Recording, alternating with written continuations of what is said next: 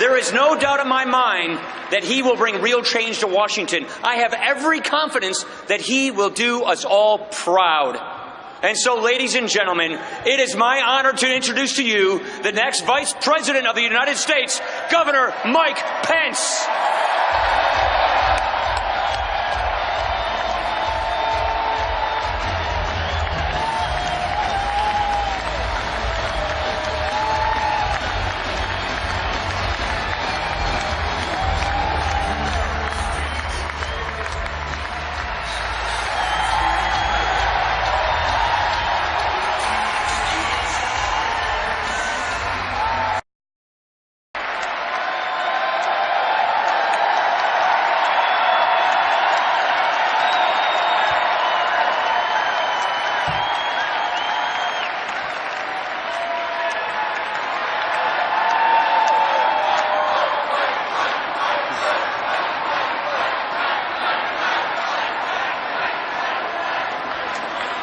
Mr. Chairman, delegates, friends, and my fellow Americans, thank you from the bottom of my heart.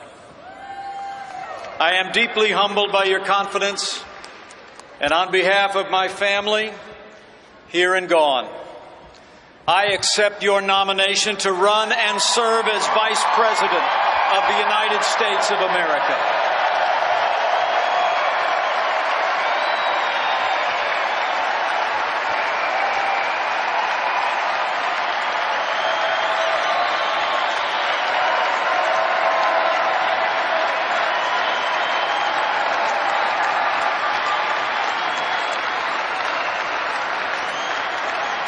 And let me thank Speaker Paul Ryan for that gracious welcome. Paul, you're a true friend and a great American leader. But Paul knows me well, and he knows the introduction I prefer is just a little bit shorter. I'm a Christian, a conservative, and a Republican in that order.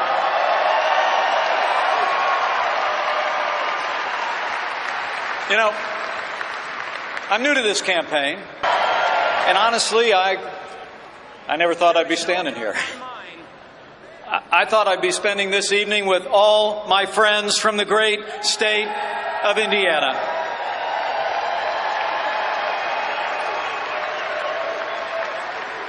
Yet there I was, a few days ago in New York City, with the man who won 37 states, who faced 16 talented opponents and outlasted every one of them, and along the way brought millions of new voters into the Republican Party.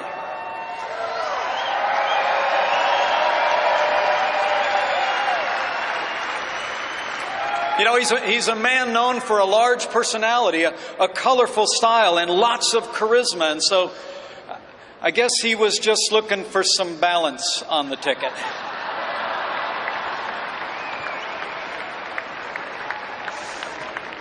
Well, for those of you who don't know me, which is most of you, I grew up on the front row of the American dream. My grandfather immigrated to this country. I was raised in a small town in southern Indiana in a big family with a cornfield in the backyard. Although we weren't really a political family, the heroes of my youth were President John F. Kennedy and the Reverend Dr. Martin Luther King, Jr.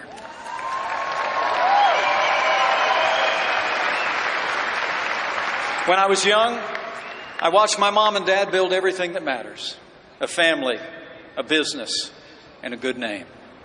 I was raised to believe in hard work, in faith, and family. My dad, Ed Pence, was a combat veteran in Korea.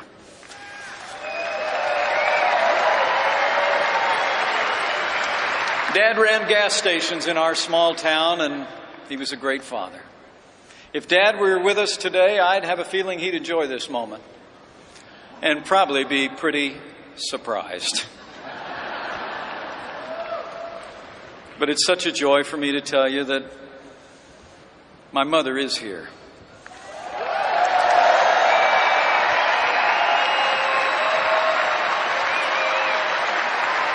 Would you join me in welcoming the light of my life, my mom, Nancy?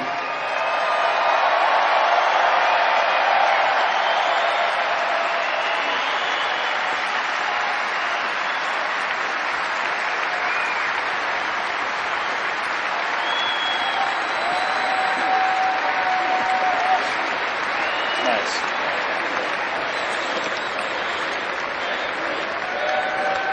You know, growing up, I actually started in politics in the other party until I heard the voice on the ideals of the 40th president, and I signed on for the Reagan Revolution.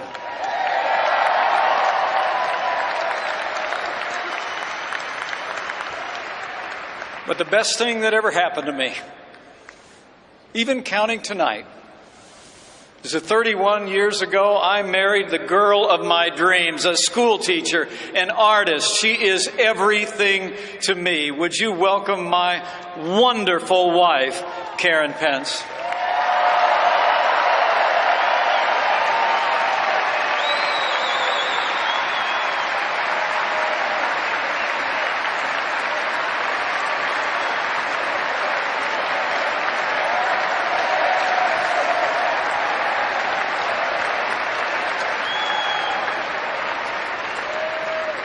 And regardless of any title I'll ever hold, the most important job I'll ever have is spelled D-A-D.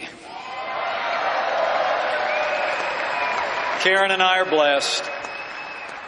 Karen and I are blessed to be the parents of the three greatest kids in the world. A writer named Charlotte, a college student named Audrey, and a second lieutenant in the United States Marine Corps, Michael J. Pence. I'm so proud of you guys.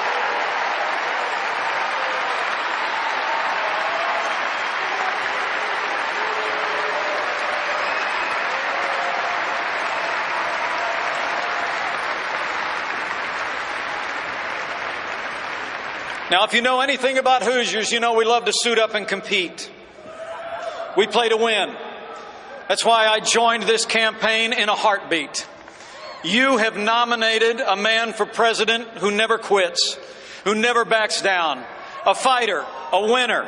Until now, he's had to do it all by himself against all odds. But this week, with this united party, he's got backup. And on November 8th, I know we will elect Donald Trump to be the 45th president of the United States of America.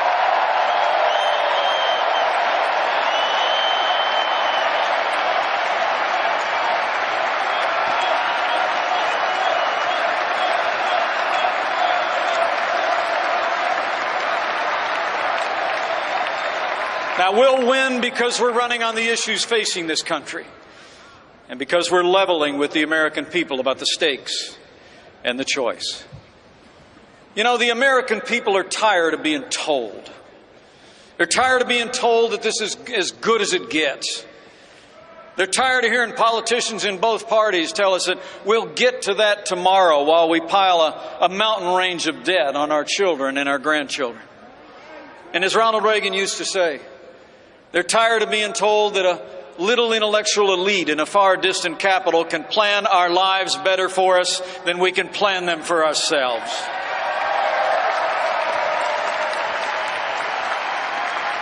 In the end, this election comes down to just two names on the ballot, so let's resolve here and now that Hillary Clinton will never become president of the United States of America.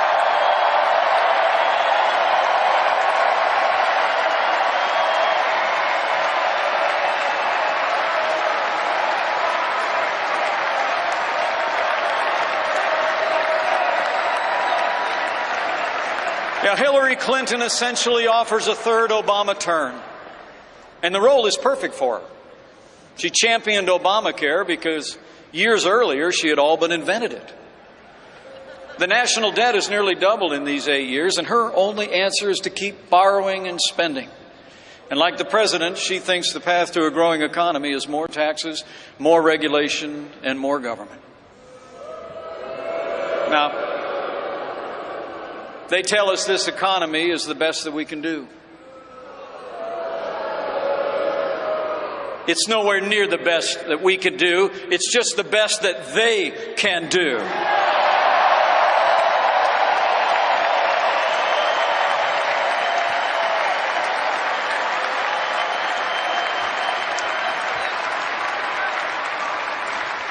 And let me tell you, I know firsthand it doesn't have to be like this. In my home state of Indiana, we prove every day that you can build a growing economy on balanced budgets, low taxes, even while making record investments in education and roads and health care. You know, Indiana is a state that works because conservative principles work every time you put them into practice.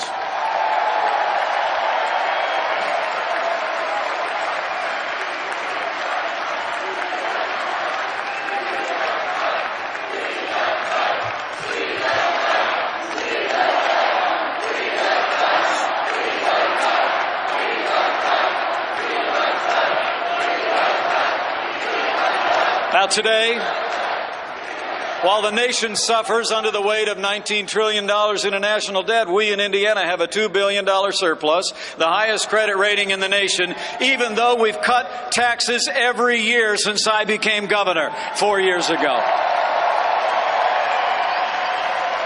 We have fewer state employees than when I took office, and businesses large and small have created nearly 150,000 new jobs, and there's more Hoosiers going to work than ever before. That's what you can do with common sense Republican leadership, and that's exactly what the no-nonsense leadership of Donald Trump will bring to the White House.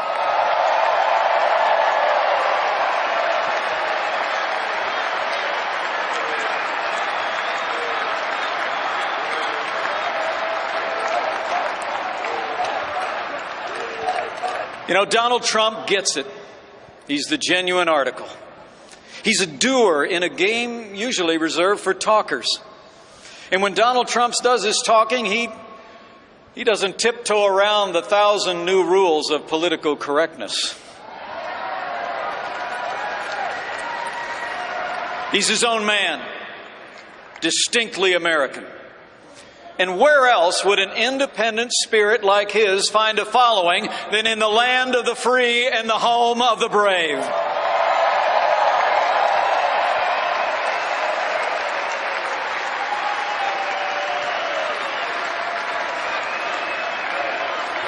The funny thing is,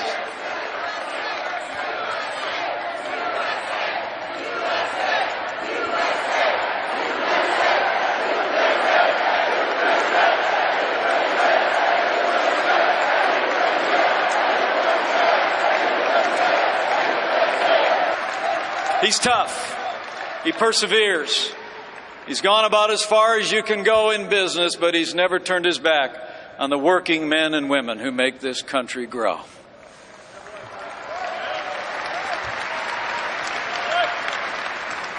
And Donald Trump will never turn his back on those who serve and protect us at home and abroad. You know, it's been a heartbreaking time for the women and men in our law enforcement community. And in this time of great testing for them, let's let them know, here and now, all across this country, we will always stand with those who stand on the thin blue line of law enforcement in America.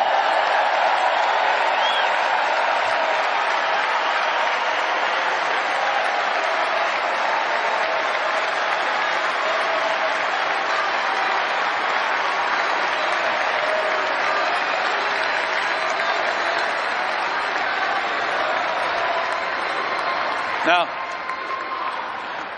you know, while Donald Trump was taking my measure as a possible running mate, I did some observing myself.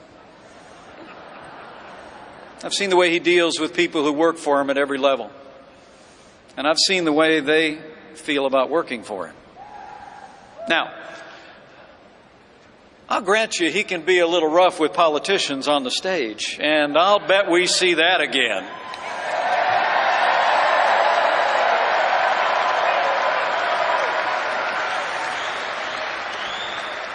But I've seen this good man up close, his utter lack of pretense, his respect for the people who work for him, and his devotion to his family.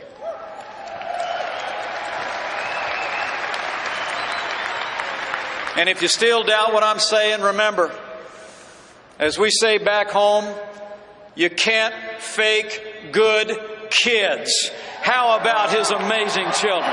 Aren't they something?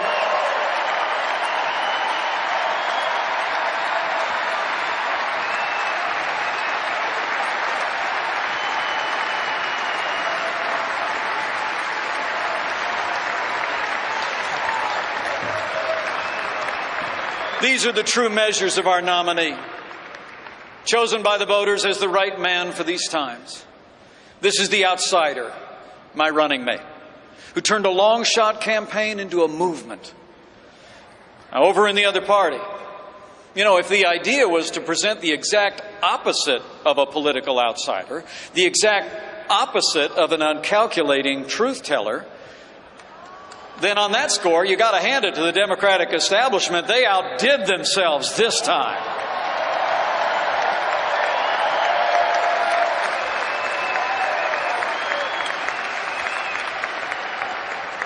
At the very moment when America is crying out for something new and different, the other party has answered with a stale agenda and the most predictable of names. People in both parties are restless for change, ready to break free of old patterns in Washington. And Democrats are about to anoint someone who represents everything this country is tired of. Hillary Clinton wants a better title, and I would too if I was already America's Secretary of the Status Quo.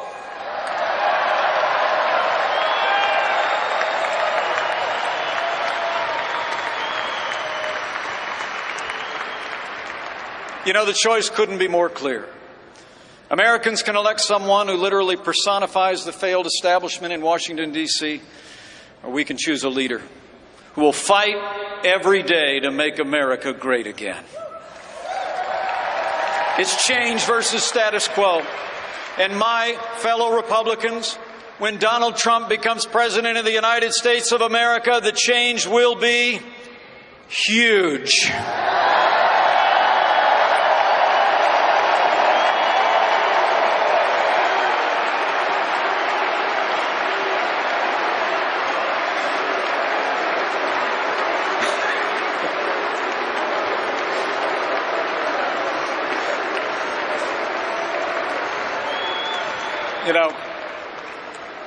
For years we've had fundamental problems in America that get talked to death in Washington, D.C., but they never get solved, and they even get worse. We've seen entire stretches of our country written off by bad economic policies in ways that are deeply unfair to American workers. We've seen relentless mandates from the executive branch. It seems like no aspect of our lives is too small for the present administration to supervise, and no provision of the Constitution is too large for them to ignore.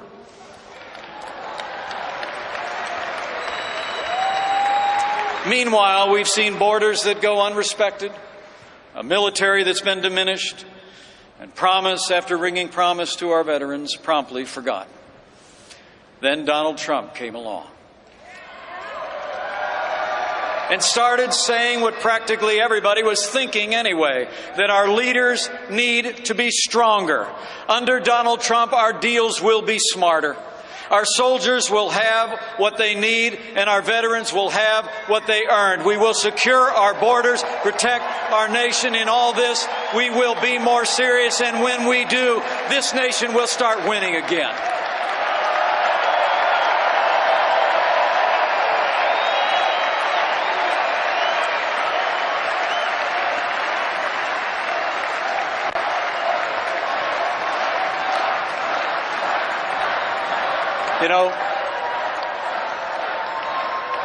That's the message that men and women in both parties have been longing to hear. But none of us should think for 1 second that this will be easy. The outcome of this election depends on us and how we contend with an incredible onslaught that's coming our way. This won't be America's first glimpse of the Clinton machine in action, as Bernie Sanders can tell you. And this time around, she'll have the press doing half her work for her.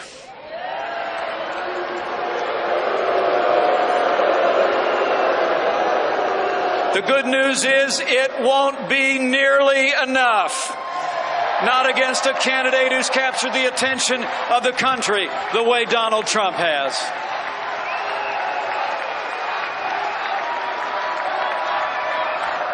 on issue by issue. He and I will take our case to the voters, pointing out the failures of the Obama-Clinton agenda and showing a better way. We will win the hearts and minds of the American people with an agenda for a stronger and more prosperous America.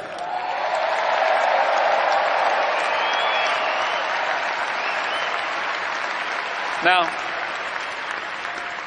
the establishment in Washington, D.C. thinks it's only a narrow range of voters who are giving Donald Trump a serious look. But I can tell you firsthand, there's a lot of Americans out there who feel like Democrat politicians have taken them for granted. It's union members who don't want a president who promises to put a lot of coal miners and coal companies out of business.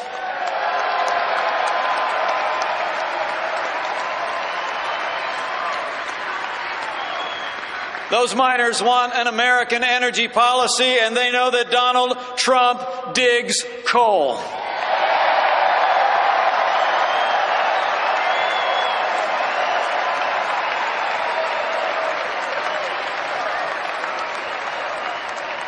It's African Americans who remember generations of hollow promises about safe streets and better schools. And they know Donald Trump will fight for equal opportunity, and he loves educational choice.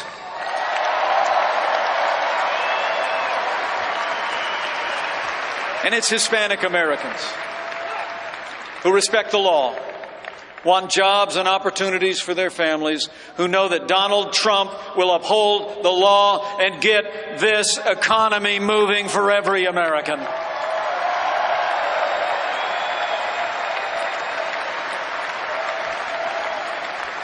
You know, the party of Lincoln was founded on equality of opportunity. And during these difficult days, it will be our party and our agenda that opens the doors for every American to succeed and prosper in this land.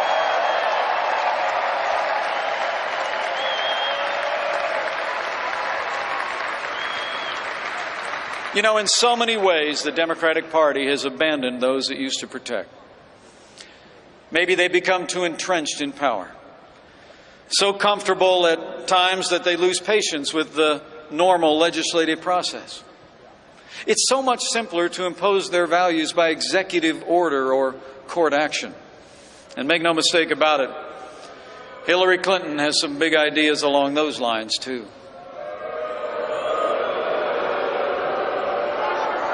As this election approaches, every American should know that while we're filling the presidency for the next 4 years, this election will define the Supreme Court for the next 40. We all better think very carefully about what this means for our Constitution and limited government. Elect Hillary Clinton, and you better get used to being subject to unelected judges using unaccountable power to take unconstitutional actions. So let me say, for the sake of the rule of law, for the sake of the sanctity of life, for the sake of our Second Amendment, and for the sake of all our other God-given liberties, we must ensure that the next president appointing justices to the Supreme Court is Donald Trump.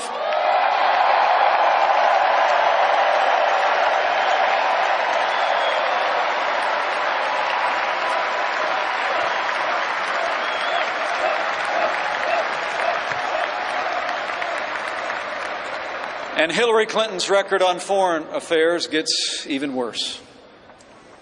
You know, it was Hillary Clinton who helped undo all the gains of the troop surge, a staggering failure of judgment that set ISIS on the loose. It was Hillary Clinton who instigated the president's disastrous agreement with the radical mullahs in Iran. And it was Hillary Clinton who left Americans in harm's way in Benghazi, and after 4 Americans fell, said, "What difference at this point does it make?"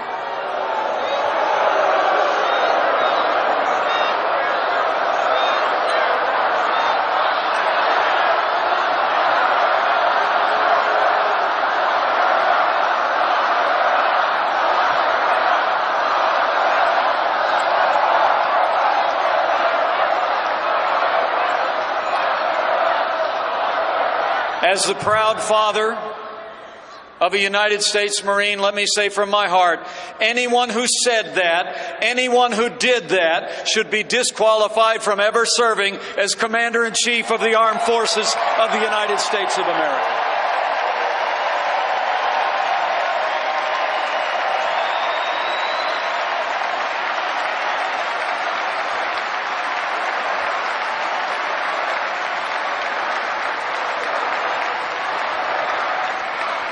7.5 years of Barack Obama and Hillary Clinton's policies have weakened America's place in the world. Terrorist attacks at home and abroad, grim and heartbreaking scenes from France just a few short days ago, and the attempted coup in Turkey all attest to a world spinning apart. History teaches us that weakness arouses evil. Hillary Clinton and Barack Obama's foreign policy of leading from behind, moving red lines, feigning resets with Russia, and the rise, rule, and reign of ISIS are a testament to this truth of history. We cannot have 4 more years apologizing to our enemies and abandoning our friends.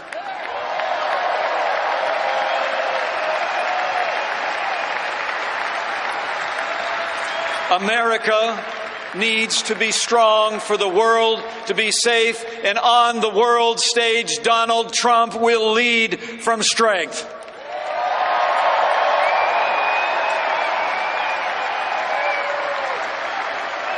Donald Trump will rebuild our military and stand with our allies.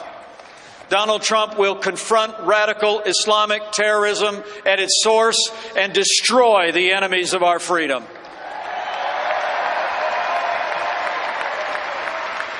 And if the world knows nothing else, it will know this: America stands with Israel.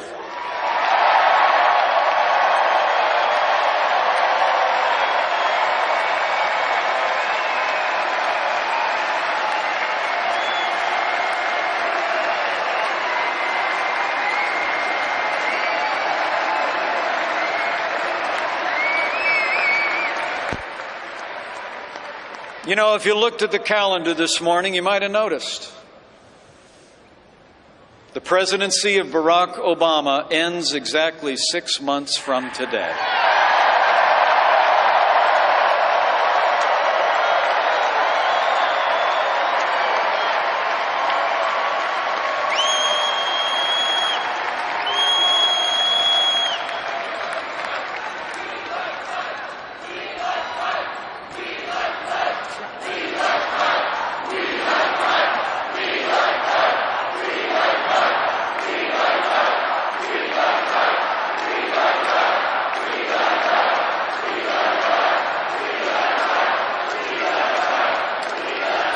And this much is certain.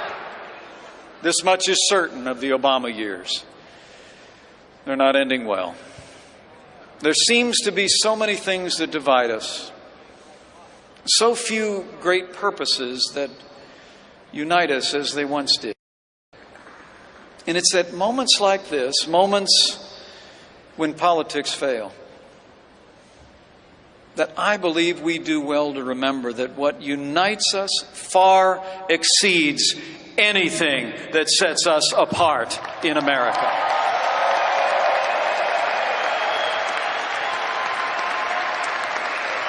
That we are, as we have always been, one nation, under God, indivisible, with liberty and justice for all.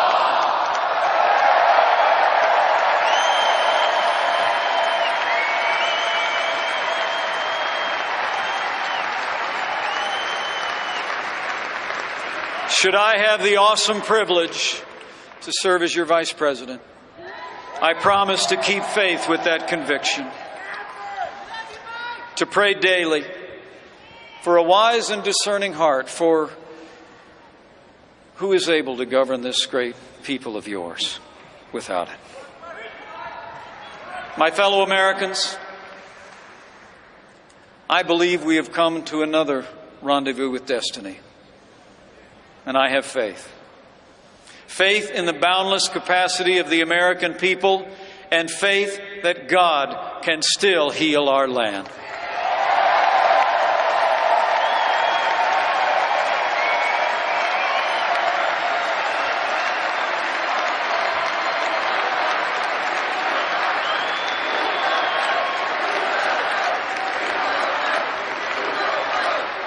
But we have a choice to make. This is another time for choosing. If you want a president who will protect this nation, confront radical Islamic terrorism, and rid the world of ISIS, if you want a president who will restore law and order to this country and give law enforcement the support and resources they deserve, if you want a president who will cut taxes, grow our economy, and squeeze every nickel out of the federal bureaucracy, if you want a president who will build strong borders and enforce our laws, and if you want a president who will upend the status quo in Washington, D.C. and appoint justices to the Supreme Court who will uphold the Constitution, we have but one choice, and that man is ready. This team is ready. Our party is ready. And when we elect Donald Trump, the 45th President of the United States, together, we will make America great again. Thank you. And God bless you. And God bless the United States of America.